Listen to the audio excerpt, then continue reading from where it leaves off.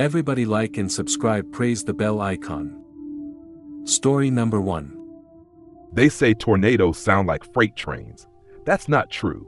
When the one hit Oak Ridge, Oklahoma, it didn't sound like any train, just the earth screaming. This happened in 2013, but people in town still don't talk about it much. I was 17, living in a double-wide trailer with my mom and little brother David. The sirens went off around 8:30 p.m. The sky outside was a sick green, the kind of color that makes your bones go cold. Mom turned on the TV, but the satellite signal cut out almost immediately. We knew the drill. Grab flashlights, get to the hallway, away from windows. But that night, something felt different. There was no wind at first, just silence, the kind that wraps around you like cotton, pressing against your ears until your own heartbeat sounds too loud. Then the wind came, not a breeze, an instant, violent howl that slammed against the trailer like it wanted in. The walls groaned, the roof shuddered, and David started crying. I held on to him, told him it'd be okay, even though I wasn't sure. Then everything changed. The power went out, and in that pitch black, I could swear I heard something outside. Not just wind, not just debris. It was rhythmic, like footsteps. Heavy, dragging footsteps, crunching through gravel. Mom shushed us. She'd heard it too. I peeked out the sliver of hallway that led to the front door. Our porch light was flickering, somehow still alive, and in that brief blink of light, I saw someone, or something, standing in the yard. It wasn't a neighbor. It was too tall, its limbs too long. Its face, or what should have been its face, was covered in a dirty burlap sack. It stood perfectly still, despite the storm raging around it. I blinked, and the light went out again. Then the roof tore off. It happened like a zipper being ripped open. Air exploded into the trailer. Everything lifted, the couch, chairs, even part of the wall. We screamed, and I grabbed David tighter, pressing us into the floor. Debris flew like knives, and Mom was yelling something, but I couldn't hear her. I was too focused on the figure now standing just beyond what used to be our front wall. The tornado was still screaming overhead, but that thing, it was walking toward us, calm, deliberate, like it didn't care about the wind, like it was part of the storm. Then it vanished, just blinked out like a shadow. I thought I imagined it, maybe my brain protecting me. But then the wind stopped. Dead silence again. No birds, no sirens, not even rain.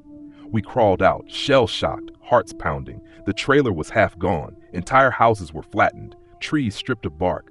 But there was no debris where the figure had stood, no footprints, no disturbed dirt. Just a perfect circle of untouched grass, like something had stood there watching. The official report said it was an EF4 tornado. 15 people were declared dead. 3 were missing. One of them was our neighbor, Travis, who lived alone in the house across from us. The weird thing? His place wasn't touched. Not a scratch. But his front door was wide open, and no one ever found him. Not even a body. We moved 2 weeks later. Mom couldn't sleep. David stopped talking for months. But I kept thinking about that figure. The way it walked. The way it appeared when the storm hit. And I started reading folk tales, legends, native stories, and I found something. The Skadagamuk, the Stormwalker, an old northeastern legend about a spirit that comes with violent winds, collecting souls in the chaos, hiding behind the noise. Maybe it wasn't the tornado that killed Travis. Maybe it wasn't the wind that almost took us. Maybe something else rides those storms. Something ancient. Something that doesn't care if you believe.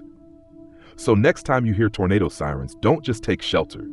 Don't just pray it misses your house. Pray it doesn't walk through your yard. Everybody like and subscribe, praise the bell icon.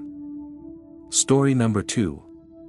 In May of 2019, in a quiet rural town outside of El Reno, Oklahoma, a man named Tyler Whitmore was house-sitting for his aunt and uncle while they vacationed in Arizona. The house sat on a lonely stretch of land, bordered on all sides by cornfields that went on for miles. Tyler wasn't from the area. He'd grown up in Denver and had never experienced a real tornado before. So when the weather radio started sounding alarms that Tuesday evening, he didn't take it seriously. At first, the sky had turned an ugly green-gray around 6 p.m. The air got weird, heavy still. Birds disappeared. The wind died. Then came the sirens from town, distant and warbling, like a warning from another world. He looked outside and saw the corn stalks lying almost flat as if being pulled by some invisible force. Still, he thought, maybe it would pass. Maybe it would skip over the house. Then the power cut. The house was suddenly silent, except for the moaning of wind through the window frames. His phone lit up with an emergency alert. Take shelter immediately. Tornado warning in your area. He grabbed a flashlight and headed to the basement. The house's basement wasn't finished, just cold concrete and old wooden shelves stacked with dusty jars and broken tools. It smelled like mold and dirt. Just as he reached the bottom step, he heard it. A deep rumble, not like thunder. Lower, like the growl of something alive and massive. It kept getting louder. Then the walls of the house began to creak, the foundation trembling like it was alive and terrified. He crouched in the far corner of the basement, between a rusted water heater and an old sewing table. Then the tornado hit. It was like the earth itself had exploded.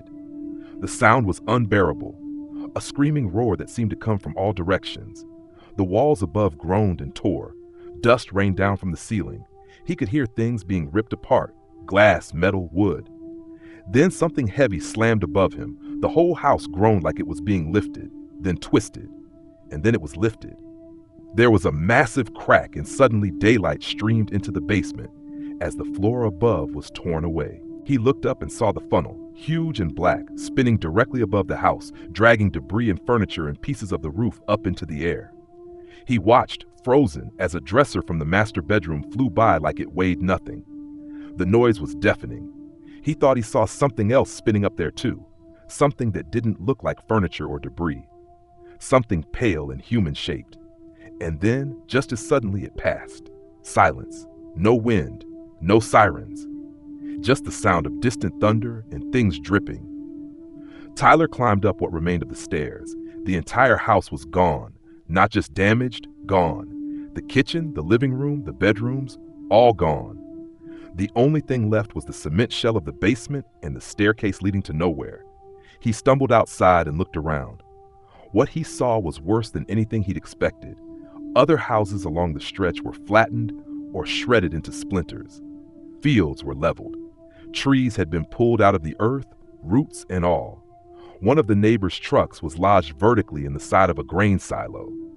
But the worst part, the part that Tyler still won't talk about to this day, was what he saw lying about 200 feet from where the house had once stood. It was a body.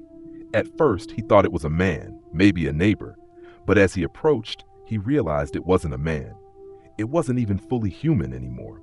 The limbs were twisted and broken, yes, but something about it looked wrong. The skin was grayish and stretched, the eyes wide open and black. Its mouth was fixed in a scream, but it had no tongue. It looked almost mummified, like it had been dead for years. But there was no rot, no decay, just dry, cracked skin and empty sockets, and there were more. Over the next few hours, emergency crews found 5 other similar bodies scattered in the area, none of which matched any known missing persons reports. One was embedded halfway in the mud, as if it had fallen from a great height. Another was found high in the branches of a tree, stripped bare by the storm. All of them looked the same, dried, ancient, screaming. The coroner's office never released an official cause of death. The bodies were quietly taken to a research facility and never returned. The storm was labeled an EF4 tornado, powerful, but not unheard of in that region. But the locals talk. They always do. Some say tornadoes don't just destroy, they collect. Everybody like and subscribe, praise the bell icon. Story number 3. It was the kind of late spring evening where the air felt thick and restless. The sky bruised a deep purple. The small town of Millersville had seen its share of storms before, but none quite like this one. The weather reports had warned of a possible tornado forming on the horizon, but folks were used to warnings that never quite materialized into anything serious. Most stayed calm. Some even joked about it. Maggie was alone in her family's farmhouse on the edge of town, her parents away visiting relatives. She'd grown up in this place, knew every creak and shadow. The old radio crackled with static as she kept an eye on the sky through the cracked kitchen window. The wind was picking up, howling softly at first, then growing into an unsettling roar that seemed to echo from the fields. Suddenly, the lights flickered and went out. Maggie's heart pounded in her chest as the darkness pressed in. She grabbed a flashlight, the beam slicing through the blackness like a knife. Outside, the wind screamed louder, bending trees almost to breaking. The radio sputtered a warning.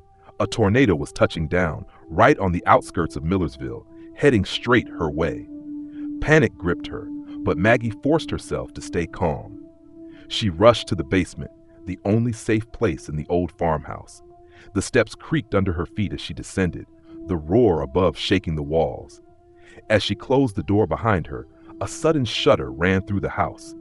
It felt like the entire world was twisting and breaking. For what felt like hours, she huddled in the darkness. The storm's fury was all around her, glass shattering, wood splintering, a deep, unearthly grinding noise that clawed at her ears.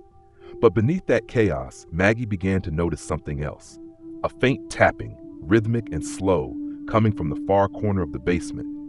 At first, she thought it was just debris settling or the wind sneaking through cracks, but the tapping grew clearer, deliberate, like nails scratching against concrete. Maggie's breath hitched. She swept her flashlight beam toward the noise. There was nothing there, but the tapping continued, moving closer, circling around her. It wasn't coming from the walls or floor. It was coming from inside the darkness itself, as if something unseen was trapped, trying to get out. She tried to shout, but her voice caught in her throat. The basement seemed to close in, the air growing colder, thicker. The tapping turned to scraping, then a guttural whisper, words she couldn't understand, but that made her skin crawl. Panic turned to pure terror as the flashlight flickered, the beam revealing a dark shape just for a moment. Twisted, humanoid, without clear features, pressed against the farthest wall like it was trapped between worlds. The power returned suddenly, and with it, the storm outside shattered. Silence fell. Maggie scrambled upstairs, heart racing, but when she looked out, the landscape was devastation. Trees uprooted, fences torn apart, the nearby barn crushed as if by a giant hand. The next day, neighbors found the farmhouse mostly intact, but the basement was different. The walls were scratched with deep gouges, as if something had clawed to escape. But no one else ever saw or heard the tapping, the whispers, or the shadow trapped in the dark. Maggie never went back down there. The storm had passed, but the thing beneath the house had not. It was still there, waiting in the silence after the tornado, forever bound to the twisted wreckage in the broken night where the wind screamed and darkness whispered.